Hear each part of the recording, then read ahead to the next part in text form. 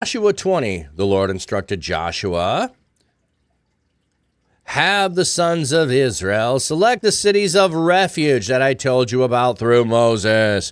Anyone who accidentally kills someone can escape there. These cities will be a place of asylum from the avenger of blood. The one who commits manslaughter should escape to one of these cities, stand at the entrance of the gate, and present his case to the leaders of the city.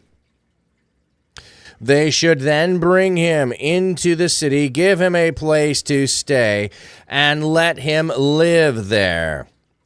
When the avenger of blood comes after him, they must not, not hand over to him the one who committed manslaughter, for he accidentally killed his fellow man without premeditation. He must remain in that city until the case is decided by the assembly and the high priest dies. Then the one who committed manslaughter may return home to the city from which he escaped. So they selected Kadesh in Gilead in the hill country of Naphtali, Shechem in the hill country of Ephraim, and Kiriath Arba, that is Hebron, in the hill country of Judah. Beyond the Jordan, east of Jericho, they selected Bezer in the wilderness on the plain belonging to the tribe of Reuben, Ramoth in Gilead belonging to the tribe of Gad, and Golan in Bashan belonging to the tribe of Manasseh. These were the cities of refuge appointed for all of Israel and the resident foreigners living among them. Anyone who accidentally killed someone could escape there and not be executed by the avenger of blood, at least until his case was reviewed by the assembly.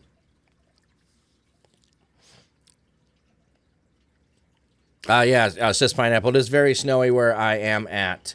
And you got fog and rain. So ads started even though I just ran ads. I'm sorry on that. Okay, this chapter is really short. Essentially, it is a reminder that, hey, we need cities of refuge.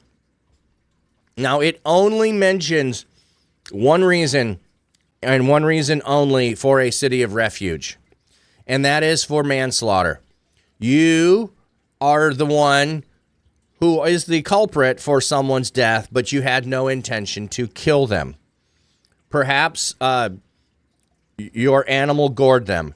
Perhaps you dropped a rock and fell on someone. Perhaps, whatever it is.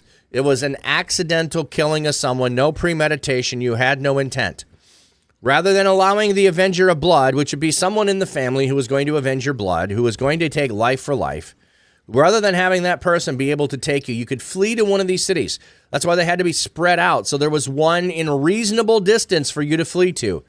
So you would flee to that city, but you had to tell the story to the elders of that city so they would know that you were confessing to what you had done and you had no intent. Then you are safe as long as you stay in the boundary of the city. You can't leave the city. You leave the city, the avenger of blood can take vengeance on you. Your penalty, so to speak, is being under house arrest until the high priest dies. So, if the high priest just took over and the high priest is, let's just say, for lack of argument, 35. Well, he's going to be high priest until he's 50. That's 15 years unless he dies. So you're going to be stuck in that city for 15 years until he retires or dies from that position. Then you can go home. So the Avenger of Blood is not then free to come and get you. You now get to go free. So in essence, you serve under house arrest. You are safe so long as you reside in the city. There is one story of someone who decides to leave after having fled to a city, having got asylum. They leave the city and then, you left the city and the Avenger of Blood was free to take and find you. I don't remember where that story is, but there's one story of that happening. So this is why you are to remain in that city until that happens. So this isn't for intentional murder. This isn't for other things. It's just for that. So we do have cities that declare themselves cities of refuge today. It would be based on this idea that a city could forgive you for something you did somewhere else.